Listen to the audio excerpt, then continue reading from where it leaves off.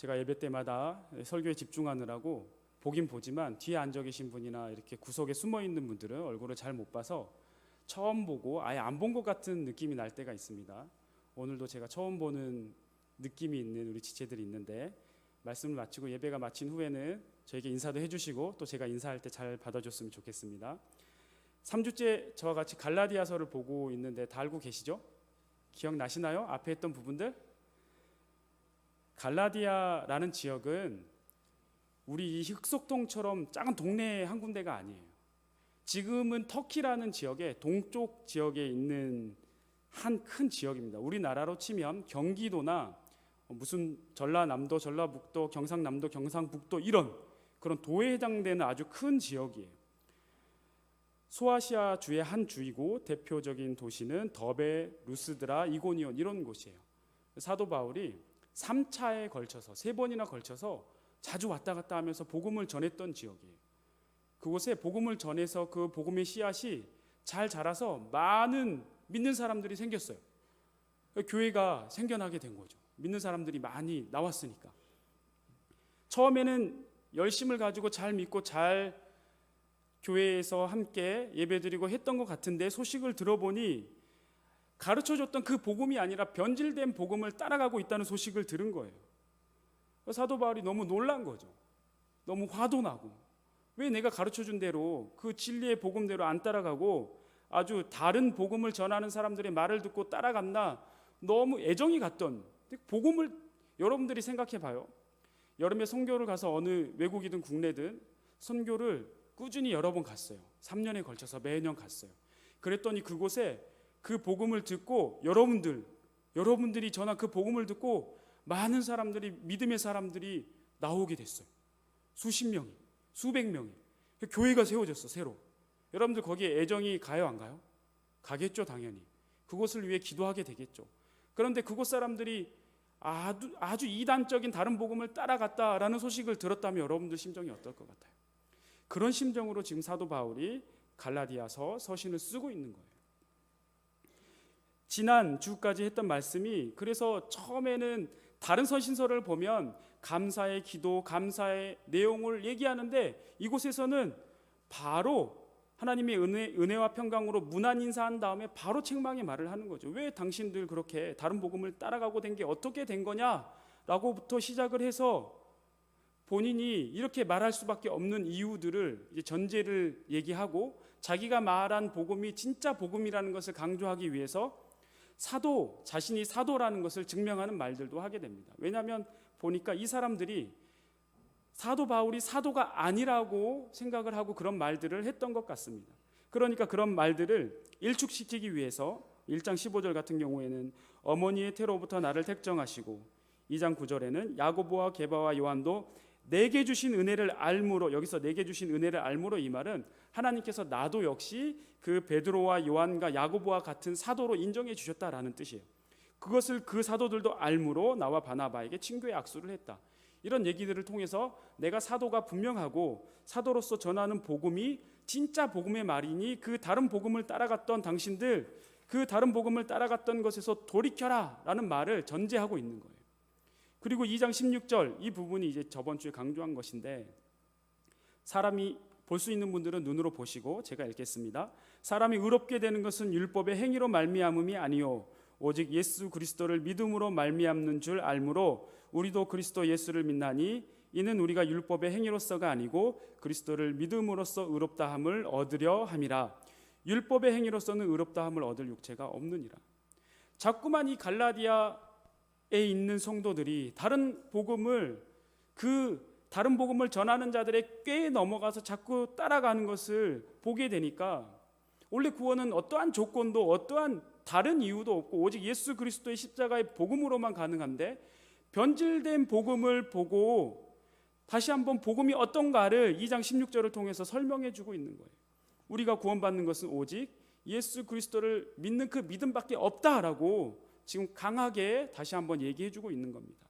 그렇게 그 복음을 믿은 우리는 어떻게 살아야 하느냐, 그것을 2장 20절에 그리스도와 함께 십자가에 못 박혔나니 이제는 내 안에 그리스도가 사는 것이고 내가 살아도 나 때문에 나 때문에 자기 자신 예수님 자신을 버리신, 목숨을 바쳐 죽으신 그 하나님의 아들을 믿는 믿음으로 사는 것이다.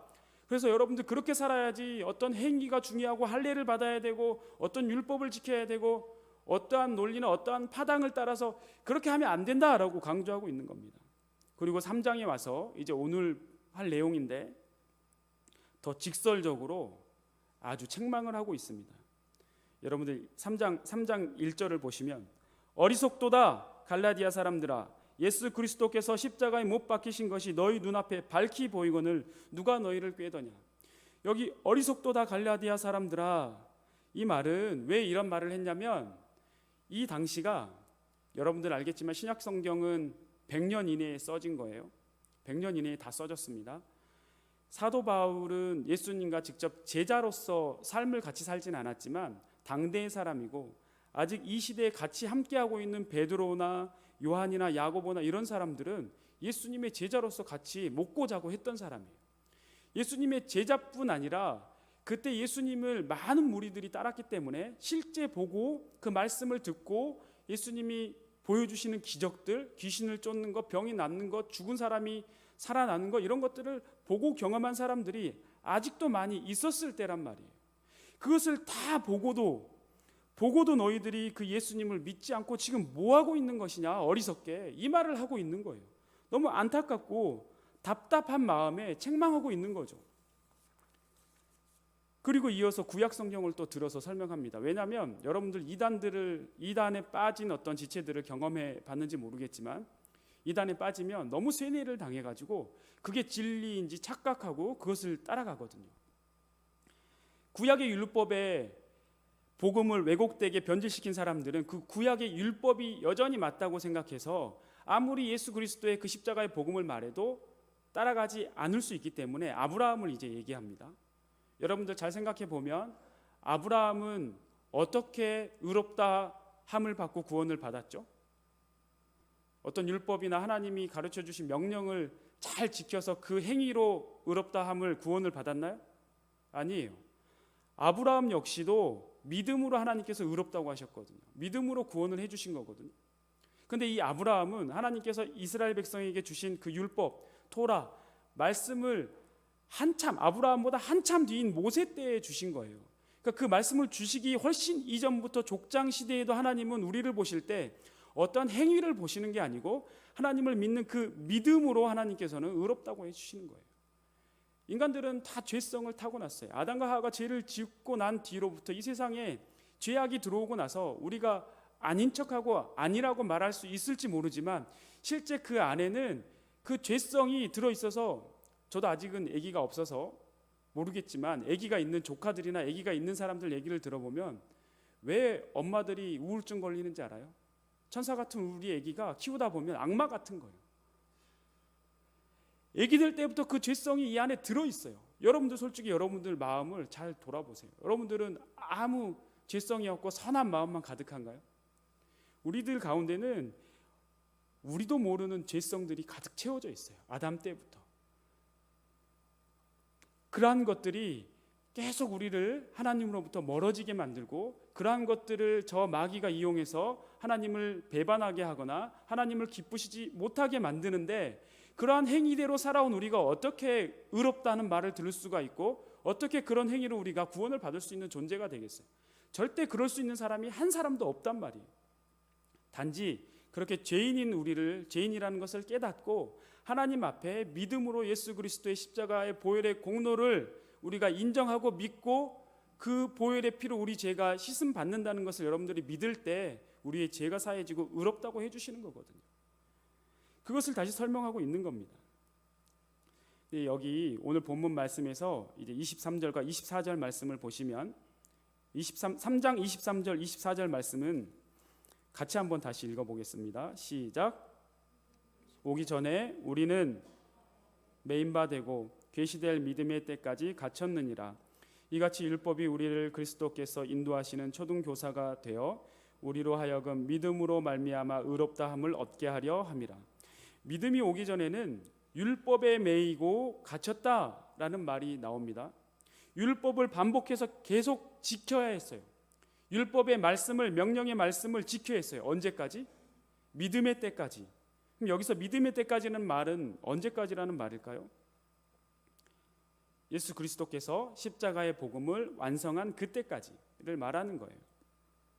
왜냐하면 이 죄를 아까도 얘기했지만 우리가 해결할 방법이 없어요. 우리가 죄인이고 그 죄를 짓는데, 우리가 그 죄를 짓는 죄인의 존재인데 그것을 해결할 방법은 없어요.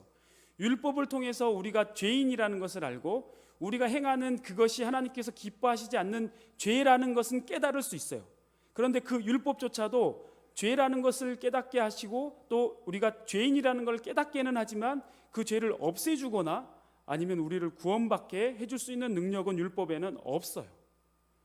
율법은 단지 그렇게 깨닫게 한 이후에 그렇구나, 우리의 힘으로는, 우리 스스로는 도저히 구원받을 수도 없고 이 죄를 없애지도 못하고 어떻게 할 방법이 없는 존재들, 그리고 이 율법조차도 알게만 해주지 이 율법이 우리를 구원할 수 없다는 것을 알게 하고 동시에 그 죄를 해결해주고 우리를 구원할 예수님이, 하나님이 보내실 그 메시아만이 우리를 구원하시고 우리의 죄를 사해 줄 것이라는 것을 말해주고 있는 거예요.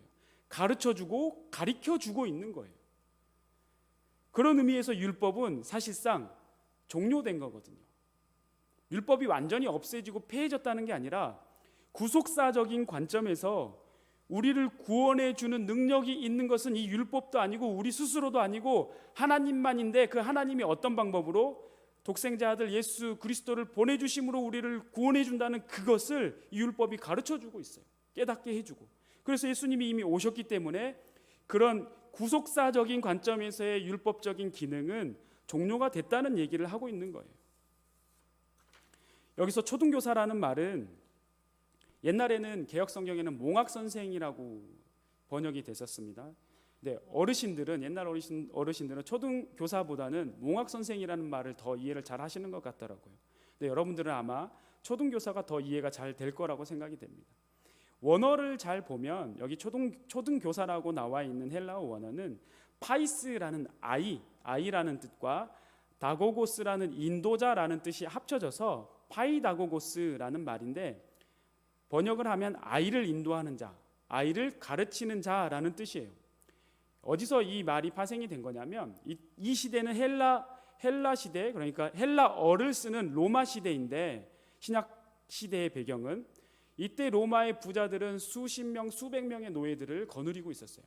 노예들 중에 이 노예들은 우리가 생각하는 그 노예의 어떤 방법과 좀 달라요. 스타일과 좀 자유로운 노예들도 있었고 지식이 있는 노예들도 있었어요. 지식이 있는 노예들 중에 한 명을 뽑아서 그 부자의 자녀들 가운데 상속자로 삼을 만한 한 자녀를 뽑아서 그 노예에게 부탁을 하는 거죠. 8세부터 14세까지 수년 동안 이 자녀에게 상속자로서 알아야 할 규범과 예의와 로마법과 이러한 여러 가지 것들을 그 학식이 있는 노예에게 가르치게 합니다. 그 학식이 있는 노예를 초등교사라고 했어요. 이 헬라어 시대에. 근데 이 아이가 그 가르치는 초등교사로부터 14세가 되기까지 배웠어요. 그러면 이제 자격을 갖추었고 14세가 되어서 성인식을 하고 난 이후에는 더 이상 그 초등교사는 필요 없는 거예요. 자격을 갖추어서 이제는 상속받을 자로 나아가면 되는 거거든요. 이 시대가 그 시대였기 때문에 이 용어를 썼을 때 이 편지를 처음 보는 사람들은 더 잘 이해를 하겠죠. 율법이라는 것은 예수님이 오시기 전까지는 반복해서 우리가 지키면서 알아야 되는 내용, 우리를 깨닫게, 죄를 깨닫게 하고 죄인임을 깨닫게 했기 때문에 반복해서 해야 되는 것이었지만, 이제 예수님이 오심으로 그 형식적인 부분은 끝났다는 것을 말해주는 거예요. 노예가, 학식 있는 노예가 그 부자의 자녀를, 상속자를 가르치다가 종료된 것처럼 이 율법도 그렇게 종료가 됐다는 것을 설명해 주는 겁니다. 비유적으로. 그런데 여러분들, 여기서 믿음이라는 것도 율법이 종료되고 그러면은 믿음으로만 우리가 구원을 받는다라고 얘기를 하지만, 지난주에 얘기했듯이 믿음이라는 게 아무 실체가 없는 허상의 믿음만 여러분들이 따라간다면 이거 아무 의미가 없는 거예요. 그 믿음의 실체를 여러분들이 잘 이해하고 믿어야 되는 거예요. 그 대상과 그 내용에 대해서. 여러분들, 제가 저번 주랑 오늘 설명을 하지 않고 믿는데 무엇을 믿는가라고 물어봤을 때 그걸 여러분들 확실하게 답변할 수 있겠어요? 내가 무엇을 믿는지, 어떤 내용을 믿는지, 어떤 대상을 믿는지도 모르고 믿는다면 심각한 문제입니다. 여러분들이 믿는 대상과 내용에 대해서 확실히 알고 믿어야 됩니다. 율법이 제가 종료됐다고 해서 여러분들 조금 의문이 나는 분들이 있을 수도 있어요. 마태복음 5장에 보면 제가 읽어드릴게요. 내가 율법이나 선지자를 폐하러 온 줄로 생각하지 말라. 폐하러 온 것이 아니요 완전하게 하려 함이라. 진실로 너희에게 이르노니 천지가 없어지기 전에는 율법의 1.1획도 결코 없어지지 아니하고 다 이루리라. 그러므로 누구든지 이 계명 중에 지극히 작은 것 하나라도 버리고 또 그같이 사람을 가르치는 자는 천국에서 지극히 작다 일컬음을 받을 것이요 누구든지 이를 행하며 가르치는 자는 천국에서 크다 일컬음을 받으리라. 5장 17, 18, 19절 내용인데, 율법은 구원에 상관없다고 말씀을 하면서 왜 5장에 예수님이 산상수훈에서 말씀하시는 걸 보니까 율법을 폐한 적도 없고 율법의 1.1획도 결코 없어지지 않을 거라고 얘기를 하세요. 여러분들 모순되게 살짝 생각이 될 수도 있어요. 그러나 여러분들 잘 구분을 해야 됩니다. 성경의 앞뒤 관계를 보면 오늘 본문의 갈라디아서에 나오는 율법이라는 것은 구원하고 관련해서 율법의 기능이 끝났다는 것이고, 지금 예수님이 마태복음 5장에서 말씀하시는 율법이라는 것은 구원하고 관련한 율법이 아니고 우리가 그리스도를 믿고 나서 규범적으로 의무적으로 그리스도인으로 살아가는 과정에서 지켜야 할 하나님의 법을 얘기하고 있는 거예요. 구분이 돼요. 여러분들 구분해서 생각해야 돼요. 하나님과의 관계적인 부분은 지금도 여전히 그대로 다 지켜야 됩니다. 예를 들면 십계명 같은 거, 특히 십계명 중에서도 1계명부터 4계명까지는 하나님과 우리와의 관계 속에서 우리가 해야 될 것들을 말하는 거거든요. 하지 말아야 할 것과 해야 되는 것들, 이런 것들은 반드시 지켜야 돼요. 구약시대나 신약시대나 지금이나. 그 외에 이 구약 성경에 나오는 이스라엘 민족에게 처음 주셨던 율법의 많은 부분들 가운데 의식적인 부분이나 제사 드리는 제사법 같은 부분은 우리 제사 지내지 않잖아요. 그것도 율법의 한 부분이었어요. 규범이었고 지켜야 하는 거였어요, 구약 시대에는. 그런데 지금은 그러한 의식적인 부분이 시대적인 변화나 형식의 변화로 인해서 우리가 똑같이 지키지는 않죠.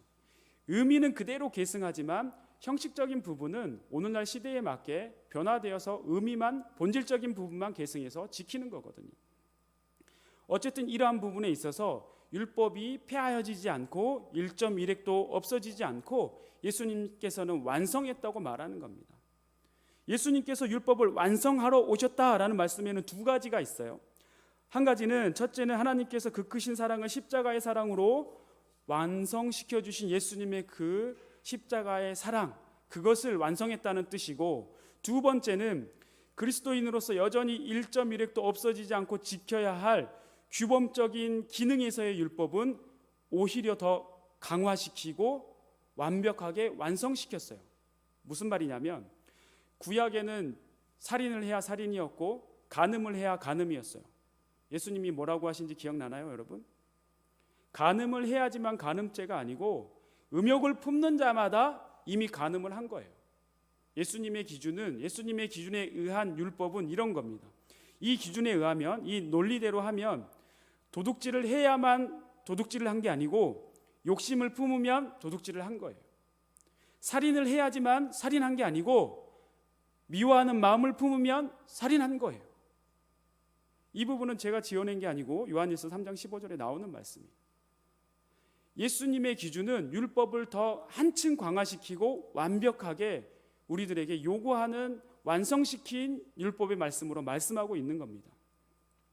이런 것들이 구원받는 조건은 아니지만 구원받은 자들이 그리스도인으로서 살아가야 할 때 지켜내야 되는 것이고, 성화되고 성숙되어가는 과정에서 우리가 그 지향함을 가지고 목표를 가지고 지켜내야 된다는 거예요.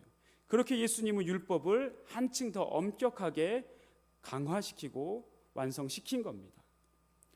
여러분들, 그래서 그 율법이 폐하해졌다, 종료가 됐다 하는 부분과 예수님께서 폐한 게 아니라 더 완성시키시고 1.1획도 변함이 없어야 된다고 한 부분을 혼동하지 말고 잘 구분해서 여러분들이 알아야 되겠습니다.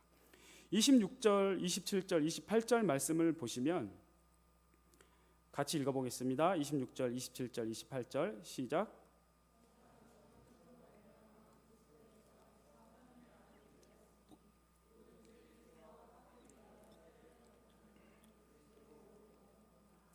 너희는 유대인이나 헬라인이나 종이나 자유인이나 남자나 여자나 다 그리스도 예수 안에서 하나이니라. 아멘.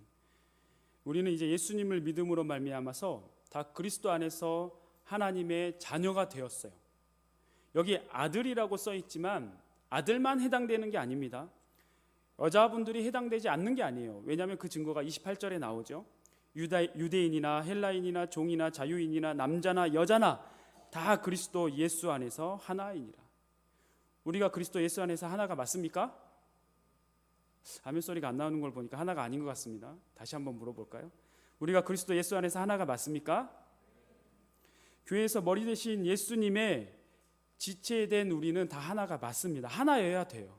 그런데 말로만, 머리로만 알고 하나라고 말로만 외치고 실제 우리의 삶의 모습에서 하나가 아니라면 교회 사이에서 파벌이 나눠지고 청년들 사이에서 파벌이 나눠지고 왕따가 있고 무슨 문제가 있을 때 그것을 사랑으로 함께 극복하는 게 아니라 손가락질을 하고 있는 공동체라면 진정한 그리스도가 머리 대신 공동체의 모습이 아니라는 겁니다.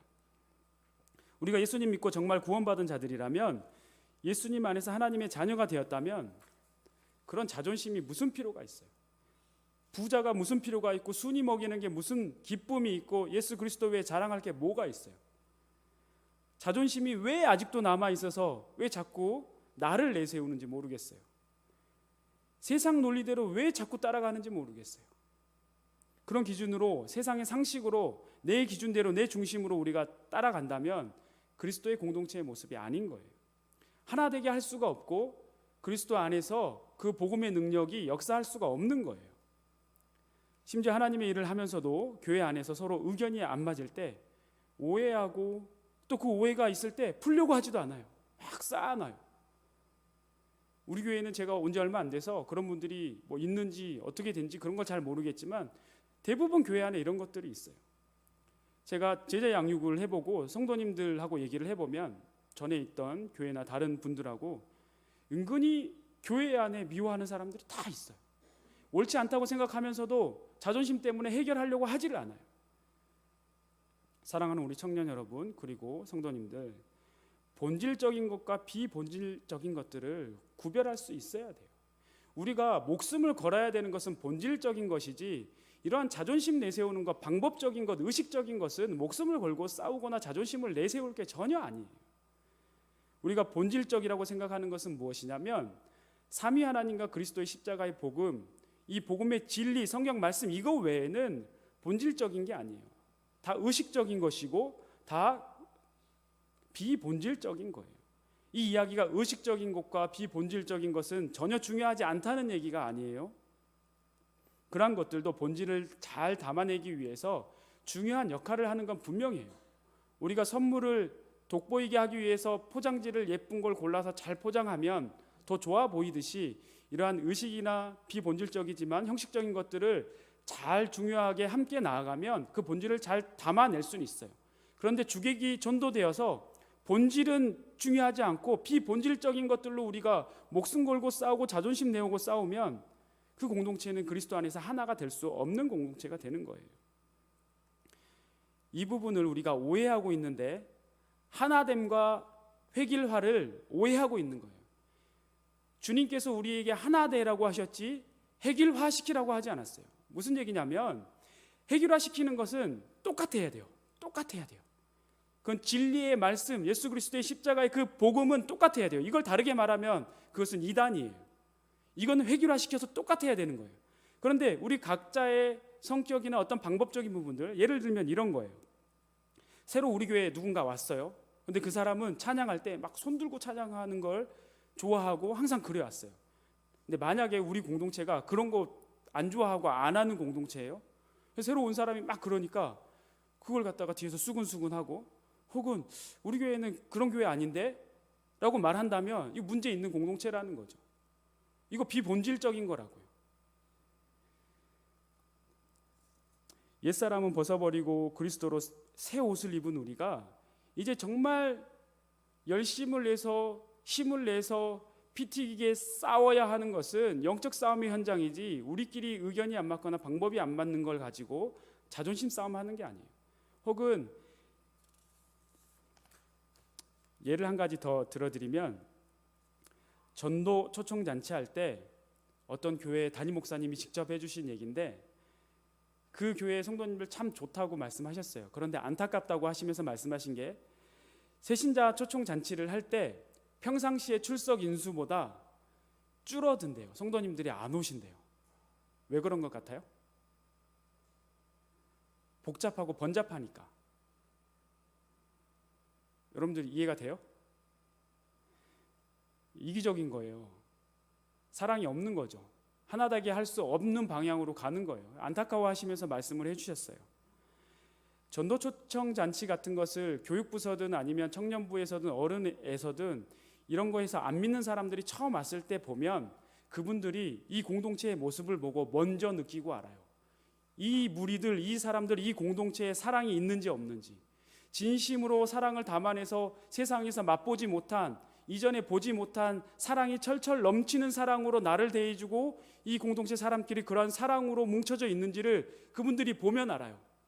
그런데 와서 봤는데 어떻게 겉모습은 나한테는 잘해주는 것 같은데 자기들끼리 막 싸우고 있고, 아니면 싸우는 건 아니지만 뭔가 의견이 안 맞아가지고 막 틱틱거리고 있고, 뭐 사랑 같은 건 잘 모르겠고 형식적으로 대하는 것 같고, 이러면 안 믿는 사람이 어떻게 그리스도의 사랑을 느끼고 어떻게 교회에 정착을 할 수가 있겠어요?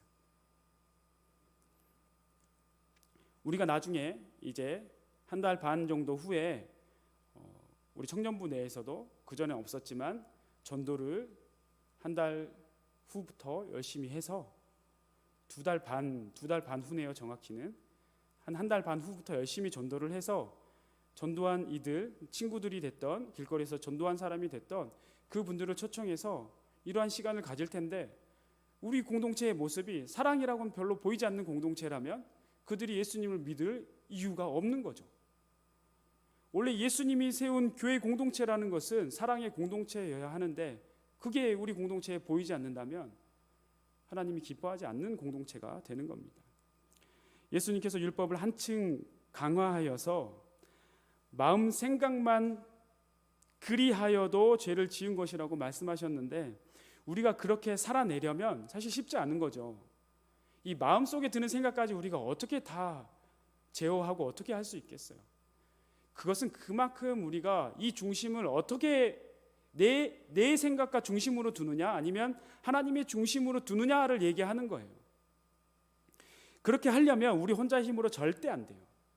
우리 혼자 힘으로 절대 안 되고, 우리 주님이 우리와 함께 해주셔야 되고, 동시에 혼자가 아니라 공동체가 같이 해야 되는 거예요. 같이 기도해야 되고 같이 사랑으로 해야 되는 거예요. 요한복음 13장 34절에 새 계명을 너희에게 주노니 서로 사랑하라. 내가 너희를 사랑한 것 같이 너희도 서로 사랑하라. 예수님이 주신 사랑의 명령이죠.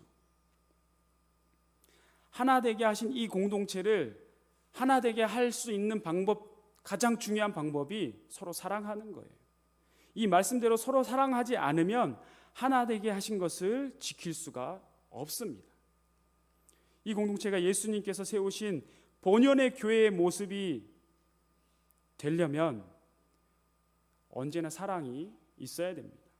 예수님이 생명 바쳐서 사랑해 준 그 사랑처럼 우리가 서로 사랑하고 또 사랑하고 더 사랑해서 에베소서 4장 3절에 평안에 매는 줄로 성령이 하나 되게 하신 것을 힘써 지키라 하신 명령을, 그 말씀을 순종하여 지킬 수 있는 우리가 되어서 우리가 우리 교회를 사랑하고 우리 청년 공동체 안에 있는 우리 서로를 사랑하고 그렇게 서로 사랑함으로써 힘써서 예수님이 세우신 이 교회를 지켜내는 우리 청년 지체 여러분 그리고 성도님들 되기를 소망하고 축원합니다.